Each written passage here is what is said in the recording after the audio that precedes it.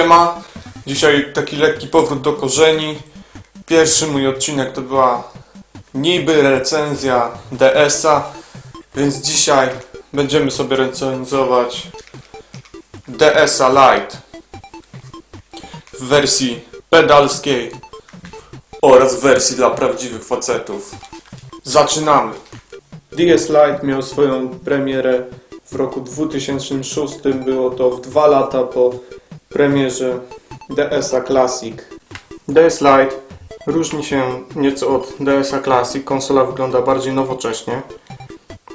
Tutaj na górze pojawiły się takie dwa prostokąty, które nadają konsoli fajnego stylu. Tutaj mamy dwie diody, jedna się pali kiedy konsola jest włączona, a druga kiedy ładujemy. Zawiasy, które były dość mało wytrzymałe w Classicu, tutaj są już nieco lepsze, ale też potrafią pęknąć, więc nie należy rzucać konsolą.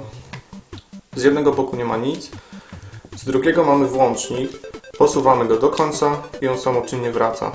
Wtedy konsola się włącza, tu się zapala dioda i tak samo się go wyłącza. Tutaj jest stylus z boku, a nie z tyłu jak w Classicu. Stylus jest większy i wygodniejszy niż z Classica. Z przodu mamy volume, podgłaszacz słuchakowy. Tutaj jest wejście słuchawkowe, mini jack i tutaj jest slot drugi na gry z Game Boy Advance.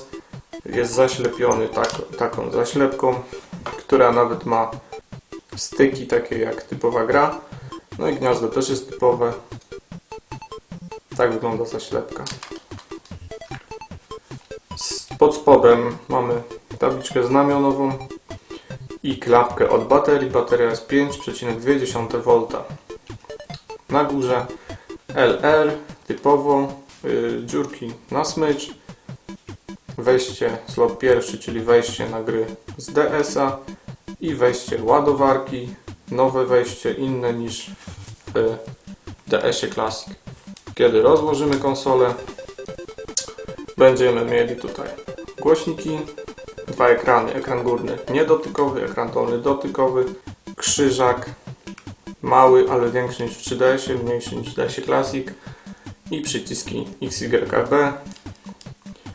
I tutaj Start i Select, które są za małe. Przyciski są za małe, są niewygodne. Jeśli ktoś ma duży palec, to może wciskać obydwa naraz, bo są umiejscowione zbyt blisko siebie, no ale ich największym mankamentem jest to, że są zbyt małe. Niekiedy trzeba je wduszać pazurem.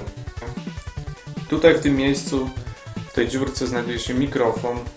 Jest to trochę nieszczególne miejsce, ponieważ jak na przykład jakieś gry wymagają od nas krzyknięcia albo na przykład dmuchnięcia w mikrofon, to kiedy dmuchamy, to ekran może się lekko zaparować. Jest to trochę głupie miejsce. Trzeba przybliżać twarz do obydwu ekranów. W klasycznym DS-ie mikrofon był na dole konsoli i moim zdaniem było to lepsze rozwiązanie. No i tak się prezentuje wygląd konsoli. Kiedy ją włączamy, też typowo ekran ma 4 stopnie podświetlenia, to jest najwyższy, czyli jest pierwszy, drugi, trzeci, czwarty. I ekran jest bardzo wyraźny i bardzo dobrze wszystko widać. A menu wygląda tak samo jak w DS-ie Classic. Na górze zegar, kalendarz, na dole jest tutaj miniaturka gry z DS-a, jeśli jest włożona. Tutaj jest Game Boy Advance, PictoChat, Download Play, czyli do grania przez multi i ustawienia.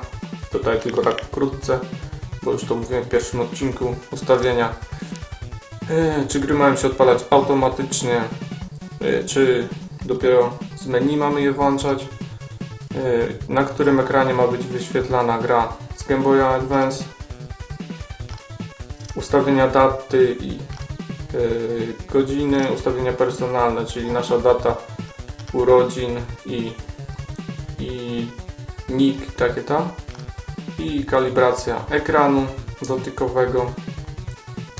Jak wychodzimy z menu, to jest tak samo jak w Classicu, czyli musimy wyłączyć konsolę. Więc tak prezentuje się budowa DS-a Lite. Zobaczmy, jak działa PictoChat. Biorę w jednej konsoli i w drugiej. Klikam na PictoChata. I teraz pojawiają mi się pokoje. Kiedy na jednej konsoli wejdę, powiedzmy, w pokój A, załadowałem, to teraz druga konsola wykrywa mi, że w pokoju A jest już jedna osoba. Wtedy klikam i teraz na górnym ekranie jest, że dołączył Rezor i dołączyła druga osoba. I teraz możemy pisać, na przykład na jednej konsoli mogę pisać odręcznie, na przykład siema i wysyłam, pojawia się i wtedy na obydwu konsolach się pojawia. Ten nie chce z nim gadać, więc posyłam chuja i pojawia mu się. Można też pisać na klawiaturze dotykowej, wtedy się pojawi szybciej tekst, natomiast rysunki pojawiają się wolniej. I tak działa PictoChat. Zasięg jest do kilkunastu metrów, można się fajnie pobawić. Może to być miła odmiana gier. Ładowarka wygląda typowo. Tutaj się niewiele zmieniło. Zmieniła się natomiast tylko jej wtyczka. Wtyczka od DS-a Classic była taka sama jak Game Boy Advance SP. Tutaj natomiast mamy już nowy rodzaj wtyczki, która nie będzie pasować do starszych konsol. DS Classic jest większy od DS Lite. Jest także wyższy, co widać bardzo wyraźnie. Z boku DS-a Lite jest włącznik, w DS-ie Classic nie ma. No i z boku DS-a Lite jest stylus. Tył wygląda trochę podobnie. Stylus od DS-a Lite jest większy i grubszy niż ten od DS-a Classic i jest zdecydowanie wygodniejszy w użyciu. Kiedy rozłożymy konsolę, wtedy też widzimy różnicę w gabarytach. DS Classic ma na tyle dużą obudowę, że jego ekran sprawia wrażenie sporo mniejszego. Oczywiście jest to tylko takie wrażenie. Krzyżak w DS-ie Classic jest większy i moim zdaniem jest on wygodniejszy w użyciu niż ten z DS-a Lite. No i też przycisk Power, włącznik w DS-ie Classic znajduje się w środku konsoli. Druga strona natomiast, tutaj przyciski są bardzo podobnych rozmiarów. Na tym polu lepiej wypadają te od DS-a Lite, ponieważ są one wyższe. Przyciski Start i Select w DS-ie Classic umiejscowione są nad przyciskami akcji Select i Start.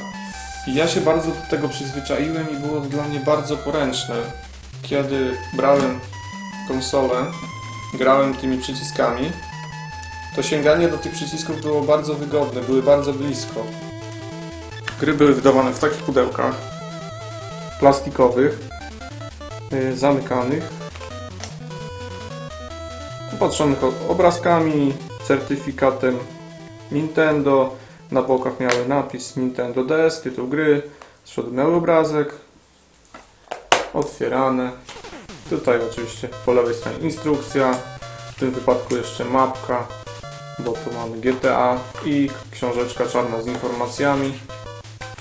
Natomiast po lewej stronie, tu na górze jest takie trzymadło do gierek z Game Boy Advance, które można tu wsadzać i przenosić je w ten sposób. Tu natomiast na dole, w takim gnieździe, siedzi sobie gra z DS-a. Gra jest taka malutka, maleńka.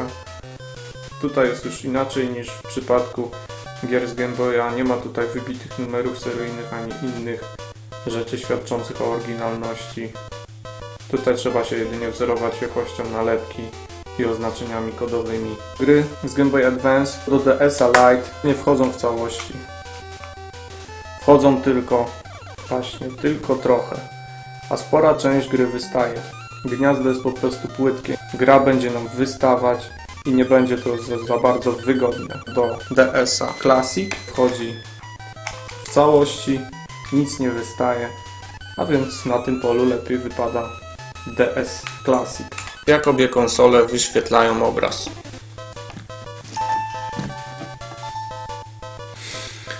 No i od razu widzicie tą różnicę.